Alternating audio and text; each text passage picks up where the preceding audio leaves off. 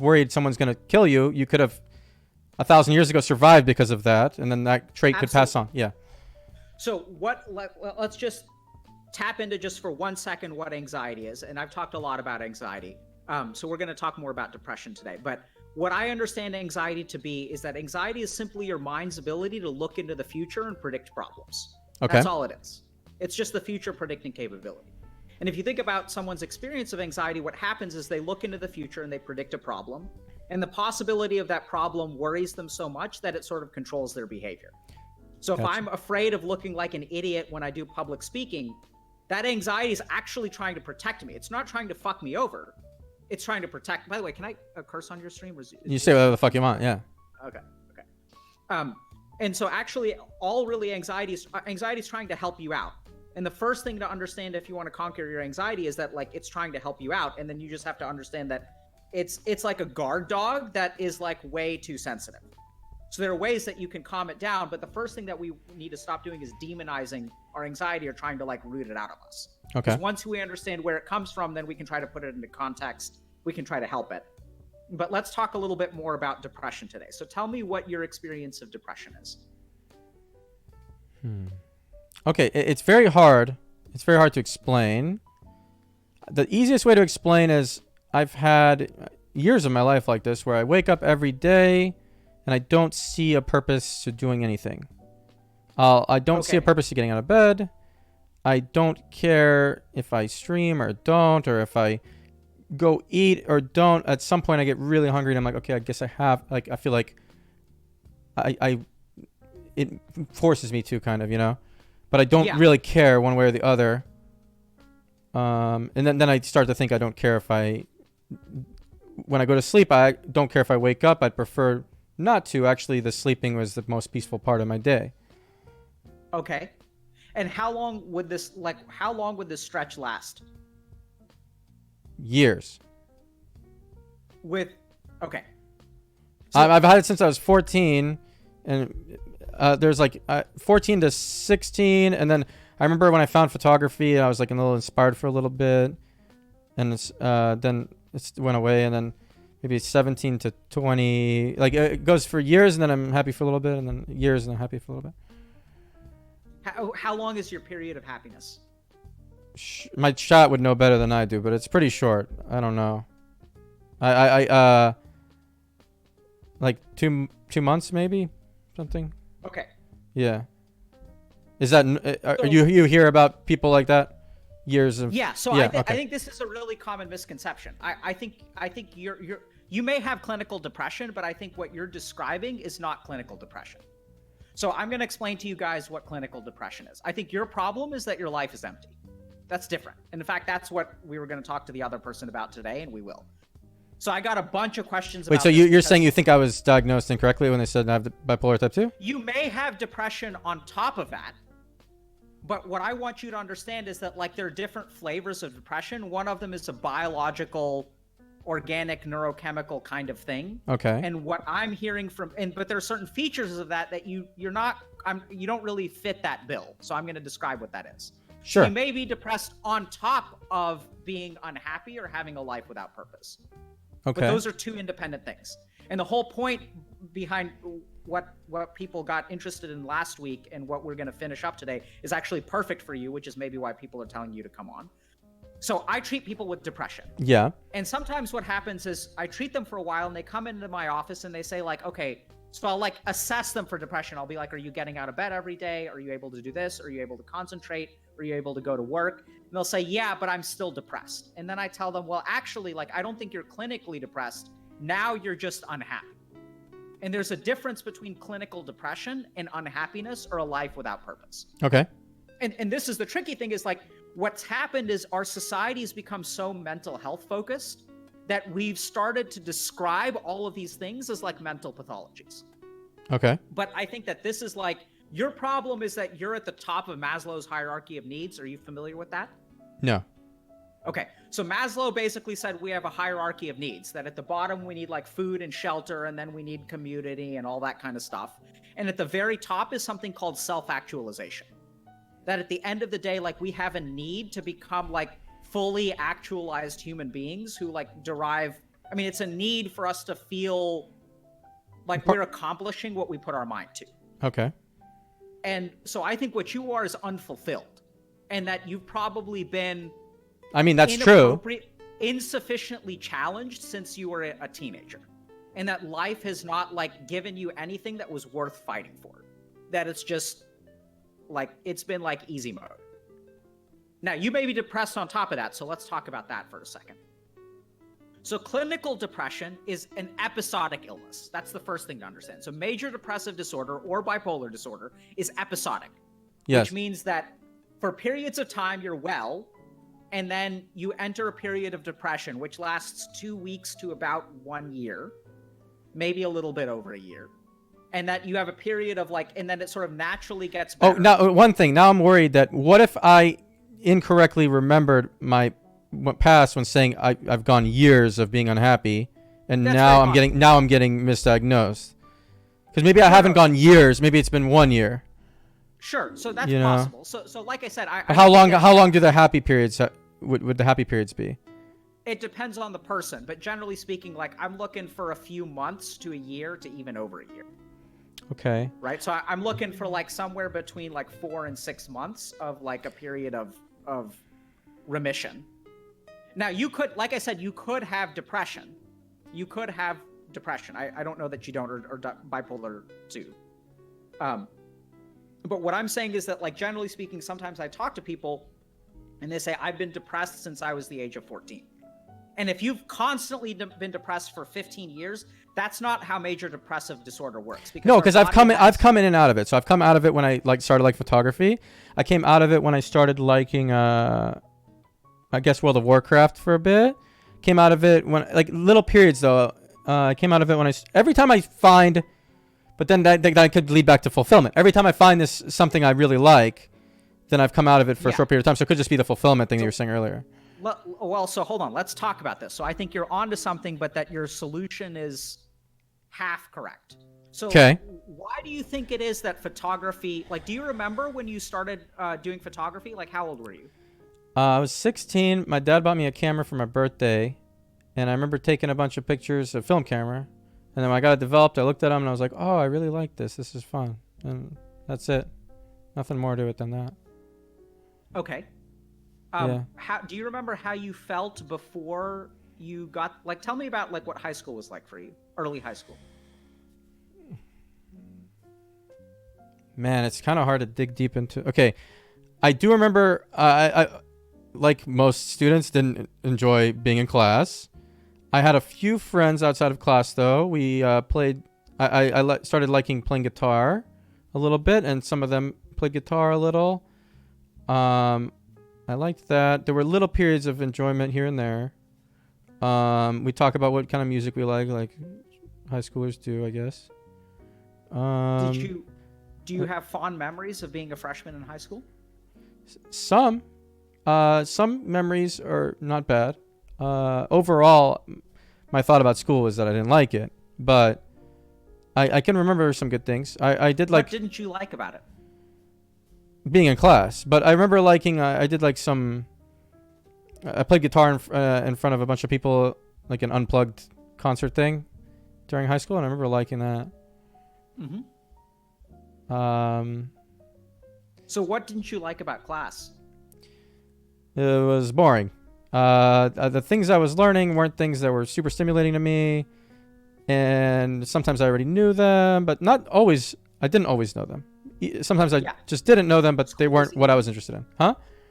School was easy? School was pretty easy, yeah. I was, I had good grades and SAT and all that, yeah. Yeah. So we're going to talk more about how you were insufficiently challenged, because I still think that's your problem, but we'll get to that.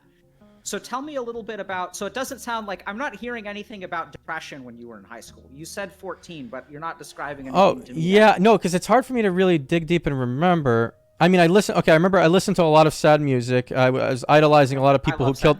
I was idolizing a lot of people who killed themselves at the time, because I was listening to like Nirvana and then Elliott Smith and then I don't know, a bunch of other, I can't remember, but I mean, I not depressed. Yeah, it could be. Yeah, I know. I was. But the lyrics were very relatable to me. Okay. Um, What I was mean, relatable about the lyrics?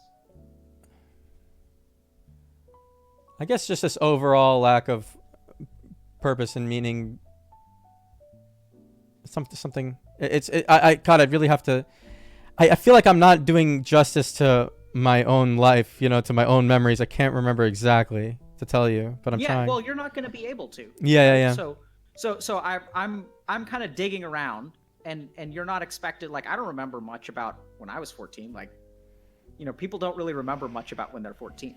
Right. And that's okay. It's just I'm trying to figure out where the money is. And okay, so when I was 16, I tried to kill myself. So when I was 16, I took 22 sleeping pills, and I drank a bottle of wine, and I tied a plastic bag over my head, and I fell asleep, and I just woke up later, and I had ripped the bag off my head, and I was alive. And what were you gonna ask? Do you remember what you were feeling when you tried to kill yourself? It was really dumb. There was a game I was playing called Asheron's Call from when I was 10 to when I was 16, and then that game was no longer popular. No one was playing it, and I had no one to play with. And it was the only thing Asheron's Call was an RTS, right? No, it was an MMORPG. Okay. And it started dying because of World of Warcraft. And no one else was on to play anymore, and I felt like the only thing I cared about and the only thing I'd practiced my whole life and really loved was irrelevant. Okay. Yeah. Great. I mean, not great, but I think I'm starting to see a pattern. Okay. Great is a funny response. Great. Yeah. Okay. So let's just think about that for a second, Reckful. Let's think about that. Yeah. What do you think was going on in your head there? So I think now that you're leading me to the answer, but the Asheron's Call was giving me fulfillment and a place to try as hard as I could and be competitive and whatever, and meet friends and all these things, all these natural human desires. And then was it hard? It was hard, yeah. And then it went away, and I didn't have that anymore, and I was unfulfilled. And then when did you get your camera? It was around a little after that. Yep. Yeah, and then I just started liking photography. So tell me about the photography. It's really hard when it's about artistic things. I can't remember like the feeling and the why I like. I don't know, but I was in I took pictures for a while, and then my parents took me on a trip to Europe to show me where they used to live in Switzerland and neighboring countries. I took a lot of pictures there, and I came back and I got a bunch of my pictures printed out, and then I walked around South Hollywood and like into art galleries and showed them my pictures, and one of them put my pictures up in the gallery, and then I remember feeling good that happened. Yeah. And when did the depression come back after the pictures?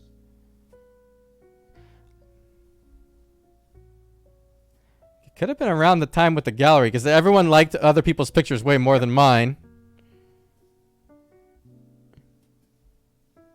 I don't remember exactly. So what? Yeah, so I don't know if it was, in a weird way, I don't know if it's because, do you remember feeling like you had done a really good job with the pictures? Yes. In the gallery? For sure. And everyone else's pictures were really edited, and it was annoying to me because I thought mine were better, but everyone liked the other ones better. Yeah. Yeah. So, okay. Yeah. And then what was another thing that brought you out of your depression?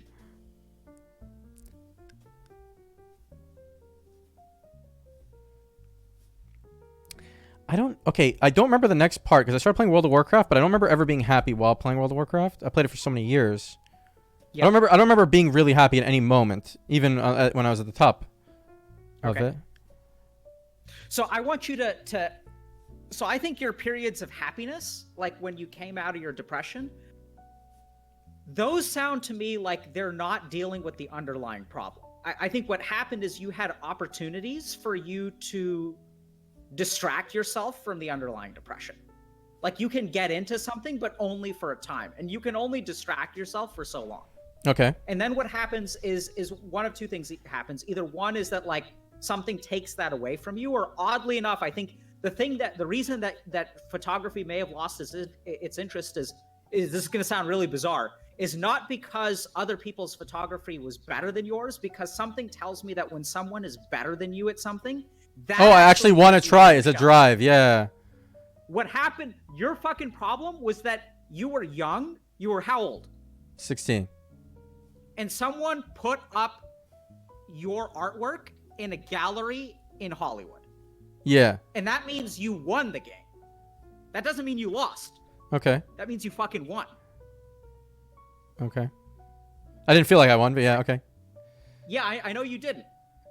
But I think the real problem there, because it's weird, right? Like you would. I won.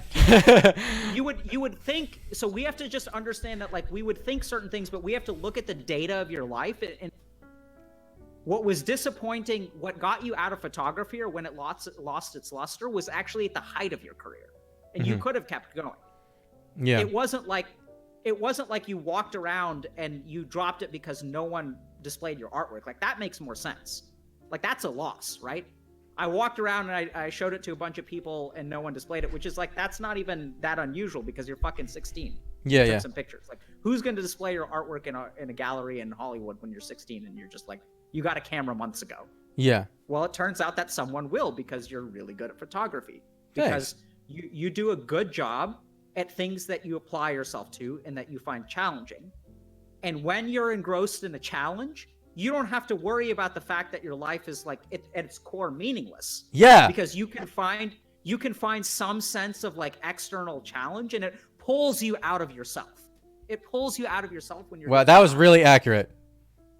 And the thing, Reckful, is that you don't like being yourself.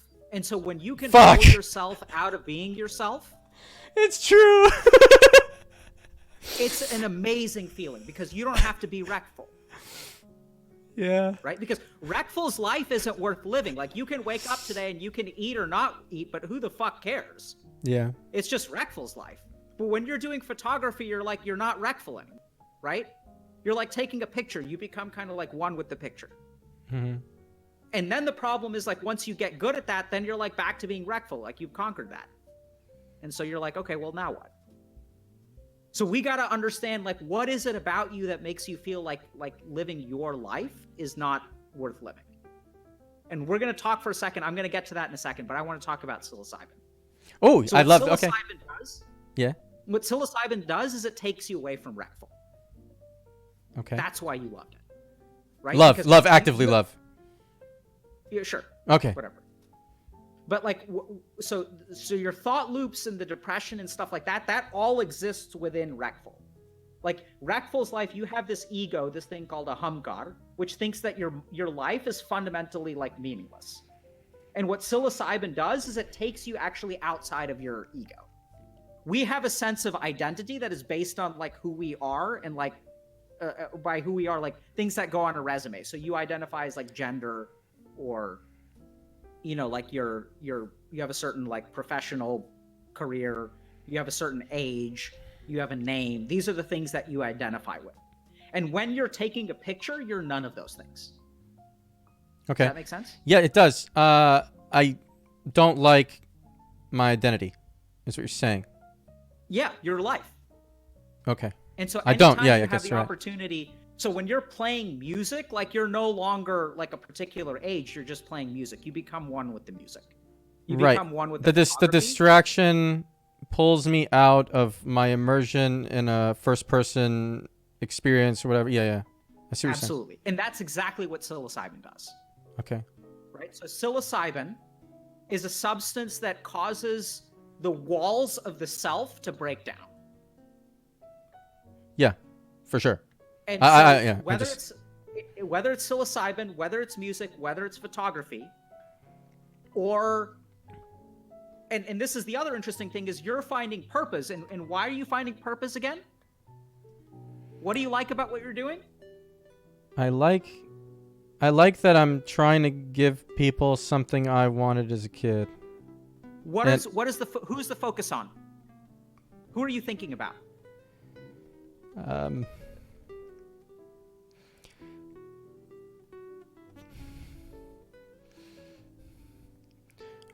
Just people haven't experienced what I did. Yeah. So I'll tell you, Reckful, listen carefully now. Your depression, you're trying to cure the depression that is growing within kids out there today. You're trying to protect them from what happened to you. Yeah. How does that feel? That feels good. Yeah. Feels meaningful, yeah. Good is an understatement. It's the understatement of the fucking year. It is vital. It is crucial. You must do this thing. Yeah, I agree with you, yeah.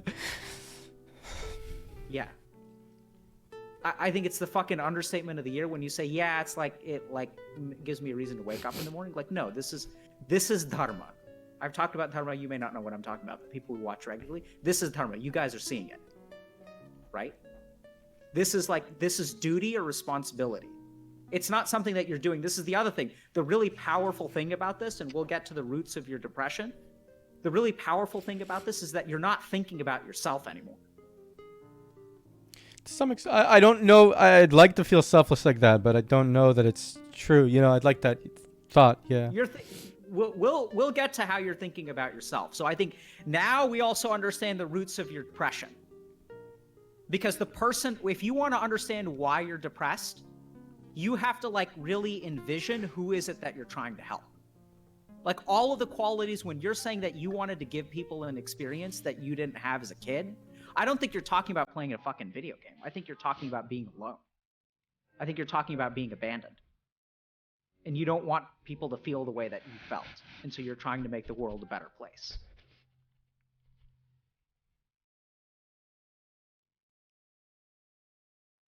Maybe. What are you feeling right now? I don't know. It's just happening automatically. I am. I'm not thinking anything.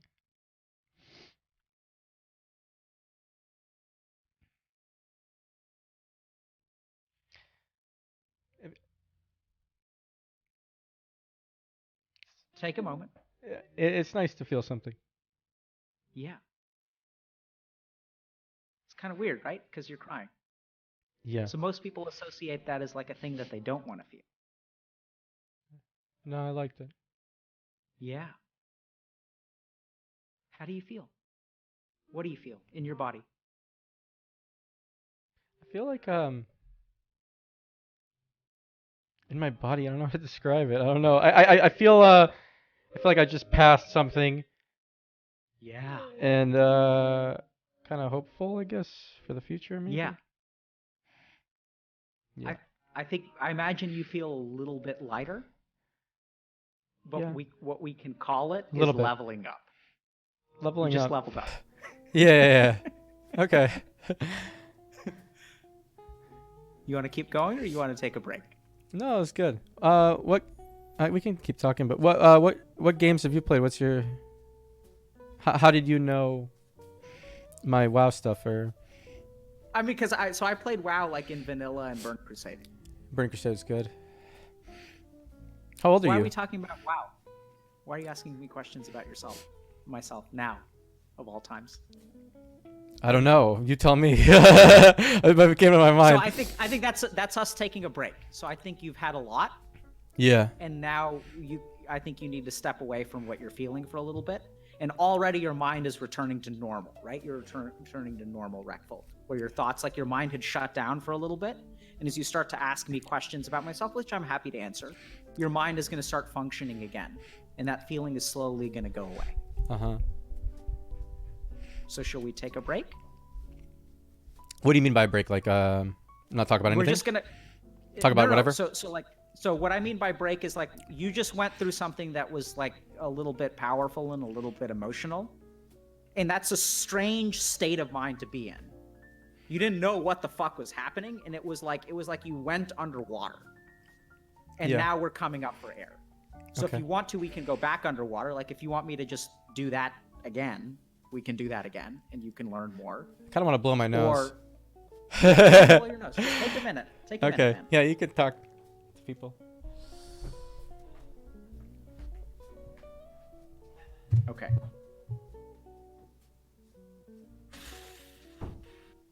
Man, that was intense.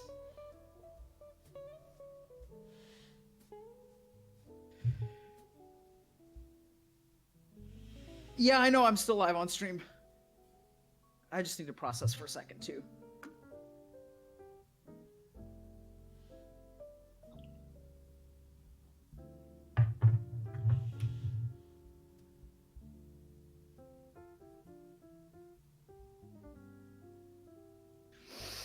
Okay,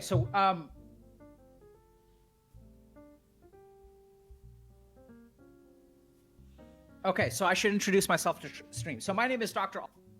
Psychiatrist, practicing in Boston, Massachusetts. My main area of interest is technology and video game addiction.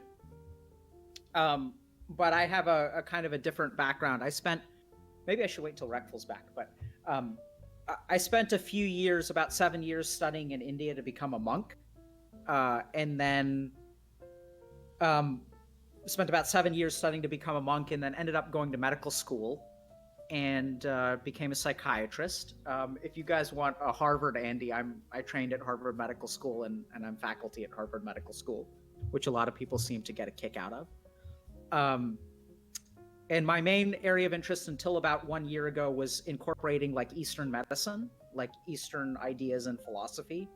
So studying a lot of like yoga and meditation and Buddhism, Hinduism, some of the more esoteric spiritual practices as well, into mental health treatment. And my experience has been that like our Western understanding of mental health is just woefully, and there are a lot of reasons for that. And I've had a lot of success through helping people kind of like Reckful.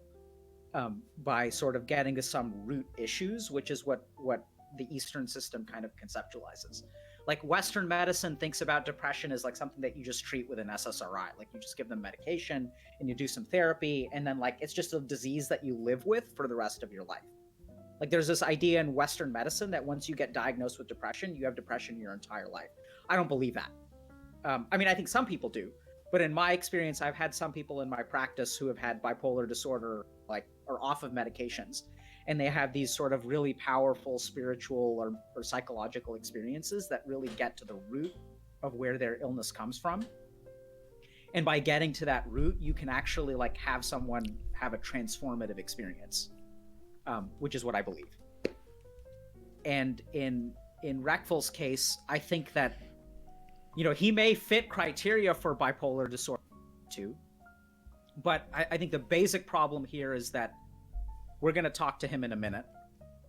You ready to dive in again? Yeah. I kind of wanted to hear what my basic problem was, but it's better I don't know. No, it's fine. Yeah, so we're going to get to that. So Okay. I think basically like Reckful's challenge is that something like, I don't know if you guys saw this, but there's something really powerful about what he's trying to do. And that comes from somewhere, right? Like, it's not like you just like, he's not trying to help people with like autism. He's not trying to help people with Down syndrome. He's not trying to help people who are, you know, like victims of like genocide or the Holocaust. He's trying to help like lonely kids find meaning and community and support. And I think that's the root. So my question for you, Reckful, is like, what was your childhood like? Tell me about your childhood.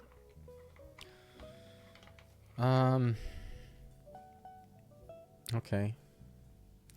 So, I have some early memories of playing games with my brothers. I liked those a lot. And I remember even just watching, I would try to stay up late and watch them play certain computer games. And then, You have two brothers? yeah, I had two brothers, yeah. And then, what was the age difference? one's 10 years older and one's 15 years older. So I would just watch them play games. I remember I was really young, like 4 or 5, and I couldn't beat a level in Doom. And then my brother went in and like edited the code of the game so the ceilings were too low for the monsters to run around.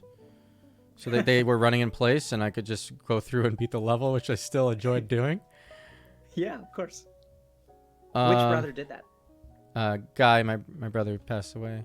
He did that. Yeah. Then when I was 6, that happened. I remember seeing like hospital cars, and for some reason I remember seeing a lady my dad worked with walk out of the house, and I was like, my thought at the time was, is that my new mom? I remember thinking I knew something was wrong, but I didn't know what happened. Yeah. So wait, hold on a second. So you approached the house from the outside? Yeah, because my other brother Gary, he drove me to an arcade because something bad had happened, I guess, but he was crying while I was playing arcade games, and I didn't know what was wrong. And then we came back home, but the hospital car was still there with the plus sign. And then I don't know, everyone was crying. I don't remember too many specifics. I mean, when I came home from school, my mom would always be crying, or not there. She'd be in her room. Then I'd play games. Okay. Yeah, I'd play like Super Nintendo. Yeah. And Seems like your memory's pretty good when it comes to this. well, that memory is really strong. With the hospital car. Mm-hmm. But the other, I don't remember like coming home from school specific days. I remember before that happened, I used to get so excited to see my brothers when I came home from school, and I'd be like, "Is Guy home? Is Gary home?" You know, I'd be excited to play games with them. Yeah. And that was gone after, yeah. And yeah, my other brother Gary, he never left his room anymore, and he'd be playing guitar. I'd hear him playing guitar. So, what do you think life was like for you after that? It was very lonely, for sure. Yeah. I don't. It's hard for me to remember any more specifics, like day to day, from when I'm 6. But I just I know I played games a lot. Yeah.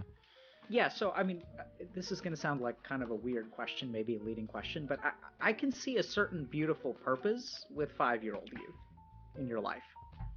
5-year-old me? What was your purpose? What was 5-year-old you's purpose? Fuck, I don't know. I just wanted to play. I wanted to be as good as my brothers to play games with them. Something, I think.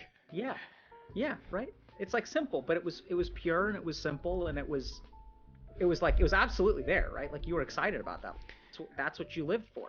Yeah. Like you came home and you would like watch them play. Yeah. Yeah, it's simple. Yeah. So I fucking came out of nowhere. Sorry. Yeah. That's okay. What are you feeling now? I don't know. It just happens automatically. Yeah. So close your eyes for a second. Okay. Tell me what you feel in your body.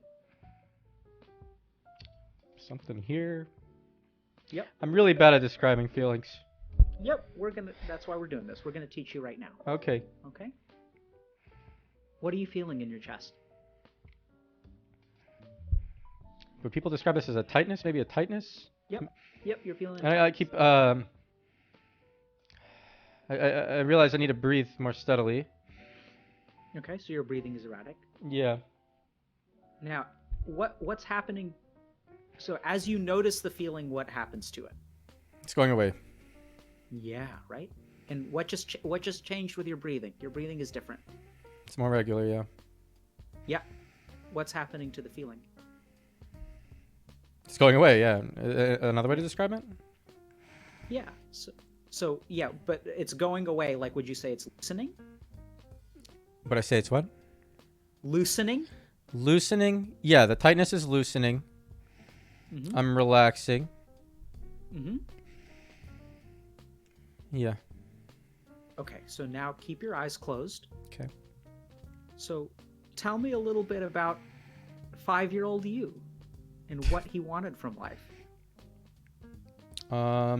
He wanted to get out of what school are you in when you're 5? Kindergarten? He wanted to get out of kindergarten as fast as he could so he could come home and play games with his brothers. Yeah.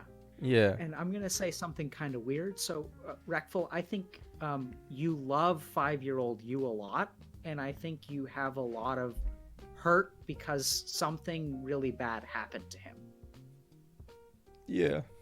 Like, you love that kid. And something that was just terrible happened to him. Yeah. Do you see how, like, that kid is not you? Yeah. That's Fuck, it's not. Yeah, it's not. It's not. It's not, right? No. It's a different... But you love him so much, and the problem here is that you're trying to protect him. You try so hard to protect him and take away what happened to him, but you just can't do it. And you don't know how to help him. Yeah. What does he need? I don't know. Come to terms with reality? Nope. Okay, I don't know. That's what you need. No, just think about it for a second. Like, what does he need? Like, what do you want? I have no idea.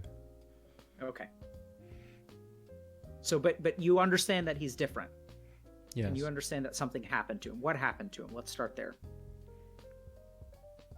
He got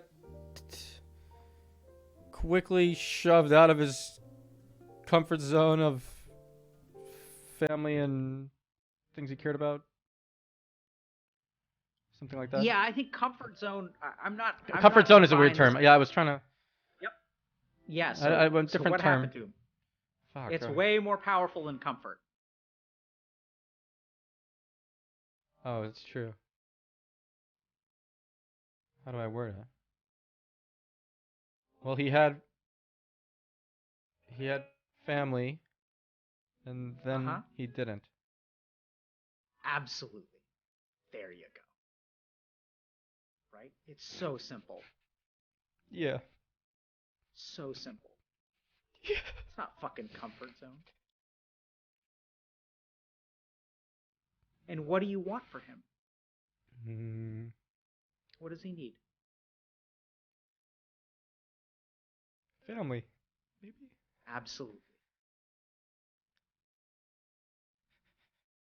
Absolutely.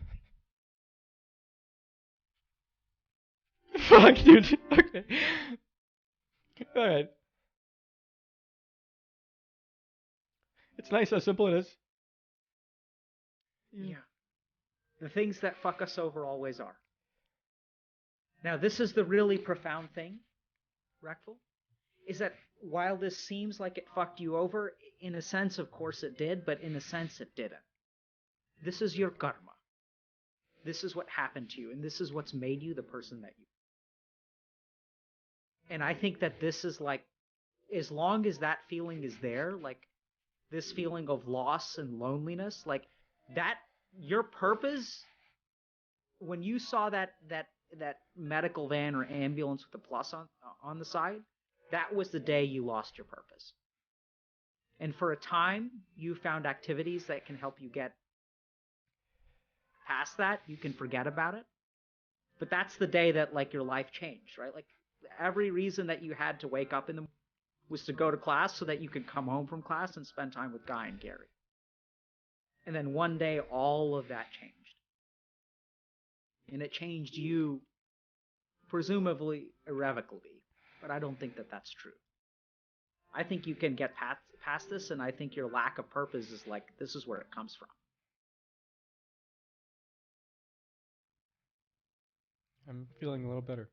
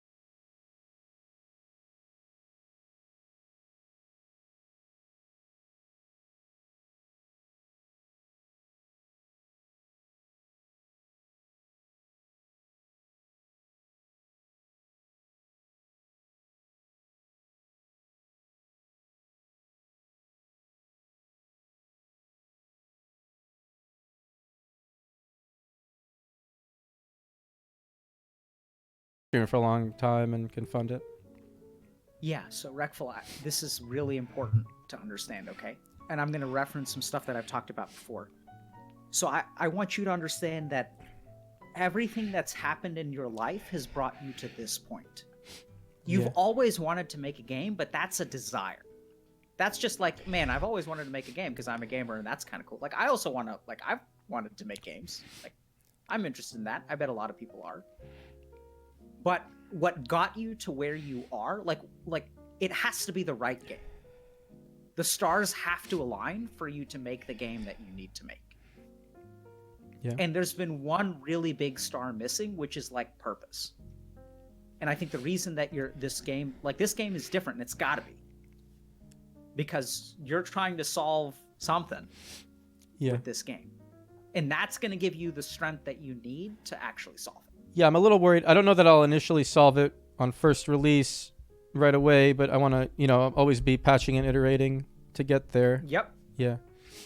Yeah, we can talk about that more, but I mean that's I'm just not worried about that. Specifics, yeah. Yeah. So I think the main thing here is that you're trying to do something really important, right? And I think you're not making the game for some like faceless kid out there. Yeah, you're saying I'm making the game for a kid like me who wanted something to go home to and friends to spend time with, a way to spend time with friends online and have community and stuff, which is true, for sure. Yeah. I would take it even one step further. I don't think it was for a game kid like you.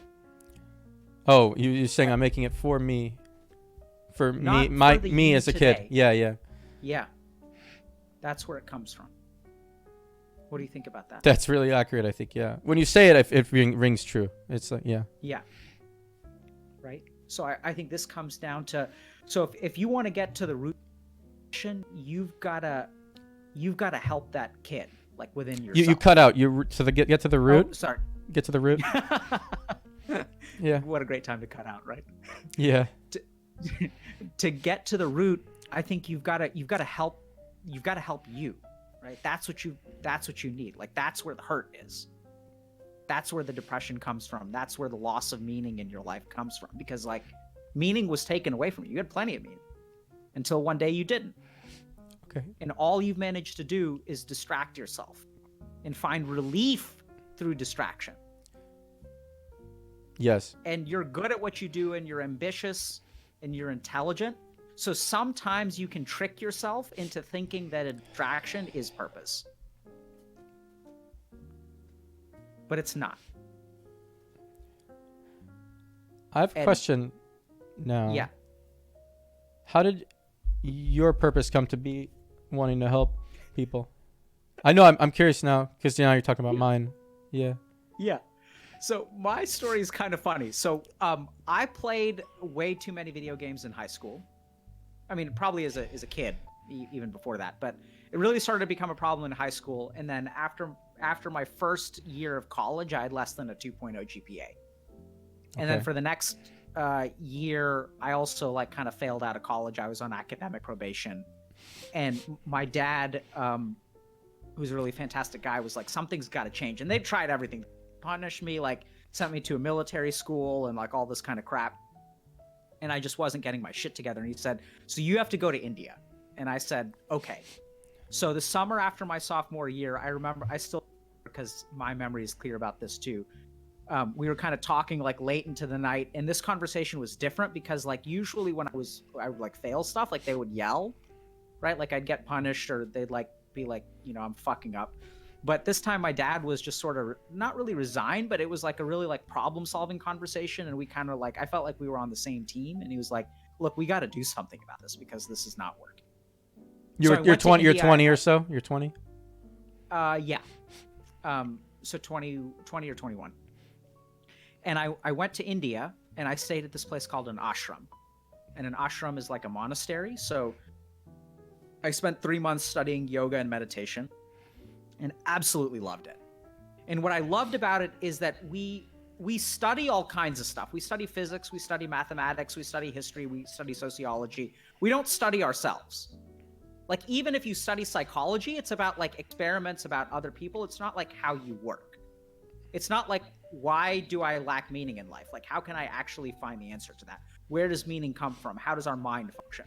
So in your case, the root of your depression is something called a samskar, which I'll explain later. And until that samskar gets dissolved, you're going to continue to be depressed. And this is why you can have periods of like distraction and whatnot, and you can fit clinical criteria for depression and all that good stuff. But at the end of the day, you have this samskar that formed the day that you saw that plus sign, or maybe the next day when you realized that when you went home. I think the samskar formed the day that you actually realized. Which was your older brother, Guy or Gary? Guy, yeah. So one day you actually realized that like Guy is never going to be. Yeah. And that's, I think, when the samskar. And so it was a system to understand like who you are and how you work. Like, where do desires come from? Where do desires go to? Like all this different stuff about the self, and I loved it. And so I decided to become a monk. I went to my teachers and I said, hey, I want to become a monk. And they said, that's fantastic. Come back when you're 30 and finish a doctoral degree and we'll take you. So I went back to the US and decided, okay, if I want to become a monk, then I have to finish college and then I have to like get a doctoral degree. But you had a purpose, so you probably did it. You finished college? Yeah. Okay. So I finished college. Every summer I went back and studied in India over December break. So I'd spend once a year in India for the next 7 years with the goal of becoming a monk. Ended up meeting my wife, got confused because I was like, oh, I want to become a monk, but I'm into this girl and all this stuff. Your mic's cutting in and out a little bit. I'm following the whole conversation. I don't know why it's happening. Oh, maybe maybe the threshold's a little low. Okay.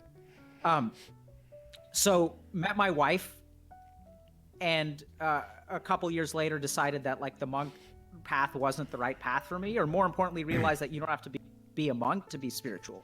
That ultimately being a monk is not what you wear. It's actually all about your internal experience. So the way that you deal with your own desires, the way that you deal with ambitions, the way you deal with ego. And that for me, oh, weird. Sorry. Is it cutting out for everyone? It's cutting out for everyone, right? Oh, it's the Discord people are saying. Oh, maybe we can change the server we're on or something. 1 sec. I'll try to change it. We're on US South. Let's try US Central. All right, and then we're back. Okay, go ahead. It's just Discord. Okay. So, decided not to become a monk because ultimately I realized like you can be a monk. A monk is like it was, for me, it was all about ego. It was all about like, oh, like I was a failure at life. So like the way that I assuaged my ego was by saying, oh, like regular life isn't for me. So I didn't have to fail if I became a monk because I'm truly spiritual and I'm not for this material world. It's all a bunch of bullshit. Ultimately, I realized that if I... You think it was a bunch of bullshit? Yeah. You think you were trying to escape the chance of failure? Absolutely. Okay. Absolutely. Right? Because it's easy to like escape from your failure in college if you were not meant for like the material world. And I was like better than that. I was meant for the spiritual world because I'm deeply spiritual and I'm not going to run in this rat race and I don't care about grades and all these fucking peons out there that are living a material life. I'm better than them. I'm going to become a monk. Then I realized that was a load of bullshit. Okay. That's ego. That there are two kinds of ego. There's regular ego, and then there's this subtler, more devious ego, which is the ego of having no ego. Look at how spiritual I am. You know? I got you. Angle. So ended up doing neuroscience research. So I've always been kind of a skeptic and was curious about like what was happening in my brain when I was learning these things. So started doing neuroscience research, ended up going to medical school, and then decided that I wanted to become a psychiatrist and that I was going to incorporate like some of these Eastern perspectives on mental health, so like psychiatric care and teaching people how to meditate and all that good stuff. And then it's funny, so how dharma works, because then life sort of threw me an interesting curveball, which was while I was training, I started asking some of my like professors and stuff. So I trained at Mass General Hospital in McLean, which are both Harvard Medical School teaching affiliates and the #1 psychiatric hospital and all this good stuff, #1 hospital in the country, all that jazz. So I was surrounded by a lot of brilliant people. And I started asking them, I was like, what do you guys think about video game addiction? And no one has a fucking clue, right? So if we think about the leaders in the fields in general, if we think about like leaders in the fields of like finance, like world leaders in the field of medicine, they're like all in their 50s at a minimum. And so I realized like when one of my supervisors, who's a brilliant psychoanalyst, said, yeah, I think the reason that people play too many video games is the same reason they get tattoos. I was like, lady, what the fuck are you talking about? She has no idea. And that's when it hit me that like no one in psychiatry like has played a video game. Like all these chiefs of psychiatry at you know, like head of the Department of Psychiatry at Harvard Medical School and like Yale and Hopkins and Harvard. Like, it makes sense, yeah. People, they've never played a video game. So realize that like, oh, it's got to be me because who else is going to do it, right? And I think like that's what's special about you're nodding, right? Why are you nodding?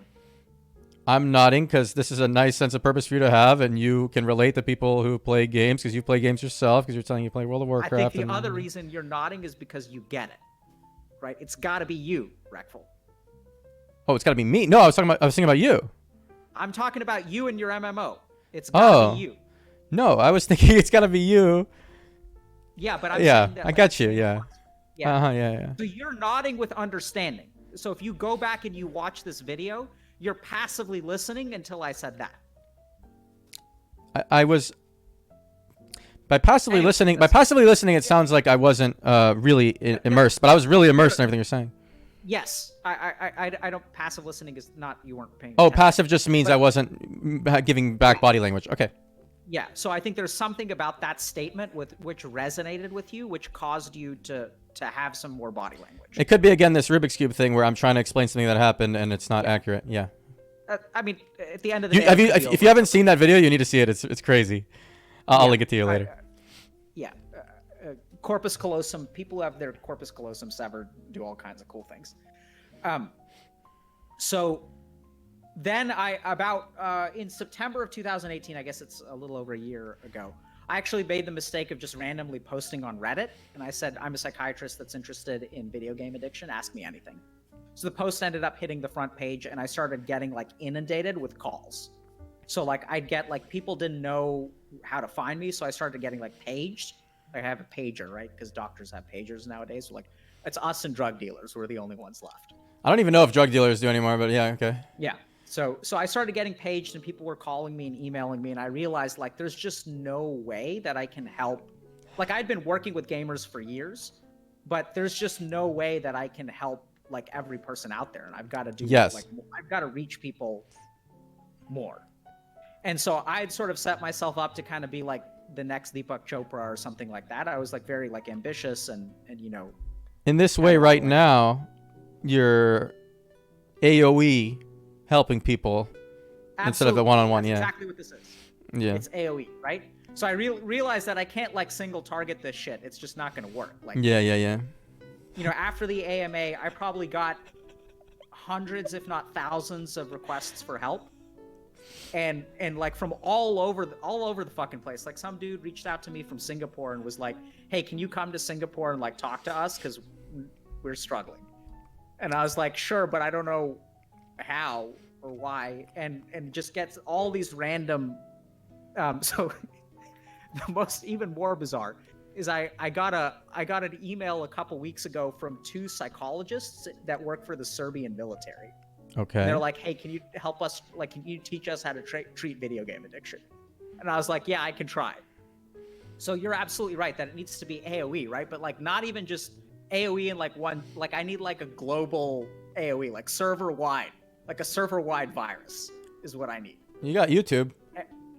Yeah, so we have YouTube and Twitch, and that's why I started streaming. So I started streaming about 2.5 months ago.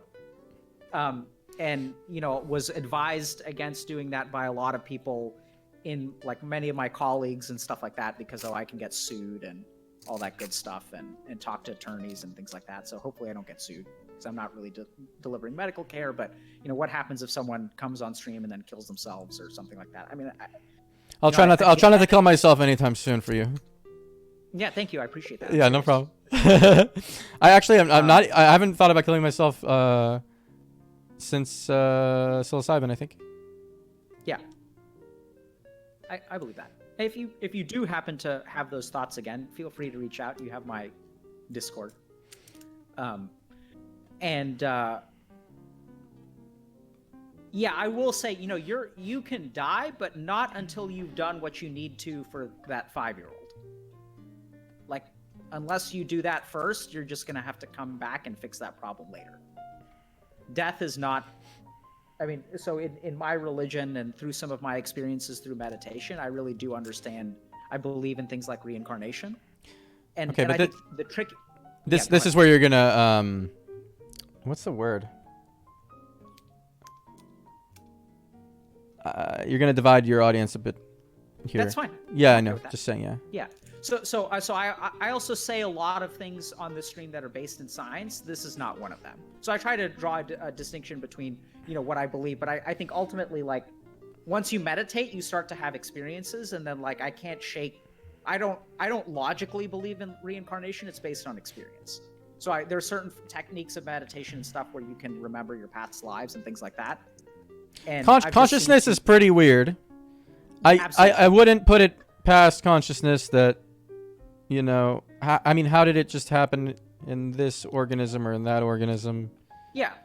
It could be that there's no organism at all and there's just the consciousness is making shit up. I have no idea. There's a lot of weird shit. I think, I don't scientifically believe in reincarnation. I don't think it makes sense logically, but like once you have some experience, it just feels so real. Is the best way that I can put it. Is it a possible hallucination of my mind? Absolutely, but that's a conversation for a different day. Kind of how I got to my dharma. So now I realize that like there are gamers out there that need help, and that the number of gamers who need help is like astronomical. That for the first time, mental health has surpassed cardiovascular disease and cancer as the number one cause of morbidity and mortality in the United States. You have a little bit of a tick there. You while like searching for information in your head or something, like stats like that, you roll your eyes a little. Mm-hmm. I'm just telling you, you probably don't want to have it. Yeah. Why not?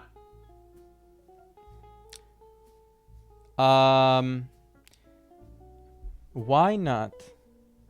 Why don't you want to have this tick? I mean, it's up to you. Maybe you do. Yeah. But I was just letting you know. Okay. Yeah, that's okay. I tend to I have a lot of facial expressions that I tend to be pretty transparent about. And if I'm scanning my memory, I think it's fine for people to understand that I'm scanning my memory. We're not playing poker. True. I do play some poker, so I wouldn't want to do that. But yeah, okay, gotcha. So it's in my professional interest to actually show what's on my face, not conceal it. So I tend to be different from other psychiatrists in that way, in the sense that like a lot of people try to be a blank slate. I just show what's on my face. I see.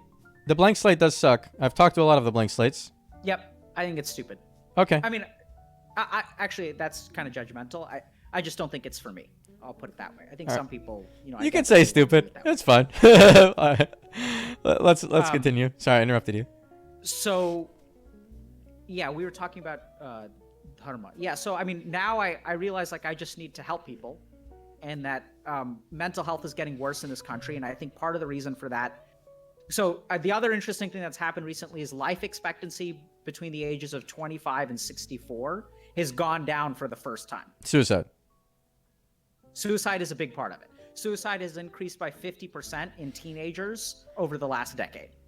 It makes a lot of sense. They're constantly comparing themselves to other people on the internet. It's part of it. Yeah, so I think that's part technology and stuff, absolutely. So social media has really started to prey on certain like aspects of our psychology that we're kind of unaware of.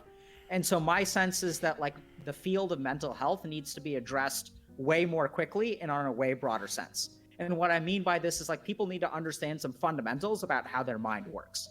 Like I think it's infuriating that you go to a psychologist and you ask them, how does my mind work? And they're not going to give you an answer. Like there are answers. I think they're very simple answers. Like I think your problem is that you have a samskar.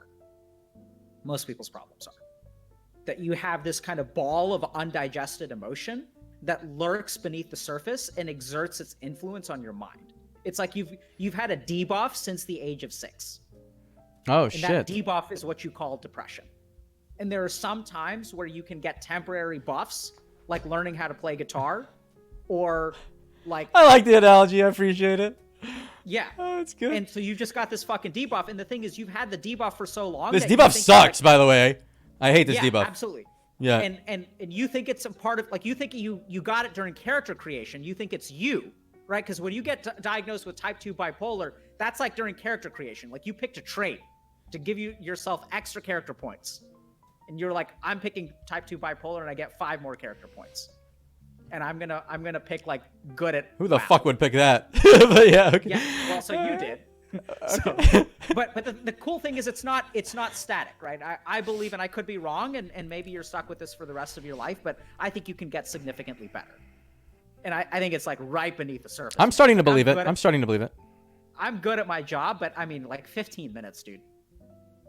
15 minutes is what it took. And it's just right there. And it's so big. That's why it's so easy to get to. Because you have this whole like iceberg. And it's just like right beneath the surface. And if you resolve something, it's not just about grief. It's not just losing your brother, but it's like shattering your perception of like what life is about. Like life became meaningless to you after that, because that's what life was about. And then suddenly like that's no longer on the table. You give a kid a purpose in life, you give his life, like, because that's the thing about the child, right? It's such a simple and pure purpose. And then you yank it away. It's not complicated. It's not complex. It doesn't have different shades. So it can be shattered in an instant. And then it's completely broken. If you lose your purpose at the age of 30, that's different, because you have different dimensions of your life at that point. You have something to fall back on, but you didn't have anything to fall back on because that's all it was. And then your other brother stayed in his room all the time. Mm-hmm. I just realized I just was thinking that my parents are probably watching this. That's fine. Interesting, yeah. Yeah, I mean, they're welcome to come on too. They won't, but okay, it's nice anyway.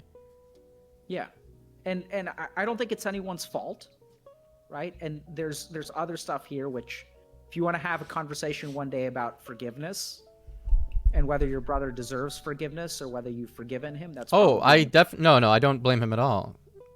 Okay. Because I know what it's like to go through day by day, having no desires and suffering the whole time, and for it to just want it to be over. And I don't blame him. Yeah. Not even a little bit. So questions, Reckful? Other people? No, you did a really good job. You're good at what you do. You're good. What did we do? I'm happy to hear you say that, but what did we do? You just talked me through my problems and helped me find them. It was nice. Okay. Made some realizations about myself, and it gives me a little more purpose in the future. A lot. Good. A lot actually, yeah. Yeah. So I just want you to remember that when you feel depressed, like, it's not that those feelings aren't real. And there's a lot of science that suggests that it's not just a samskar, right? Because you have a family history of it. There's probably some genetic component to it. There's something going on in your neurotransmitters, which is absolutely real. But these are just sort of different like dimensions of the self. And so you can have that biological stuff going on, and you can sort of have what I would call sort of like the roots of your depression are spiritual. They're not even psychological. And that you have an unfulfilled karma. You have something that you owe to the 6-year-old you and all of the kids who could be that 6-year-old you. And you have to help the world become a place where like that kid, like you want to build the safety net that you needed. Yes. I was thinking, there was a period of time where I started meditating when I was in Japan, and I remember feeling just like serenity. And I wanted you to tell me a little bit about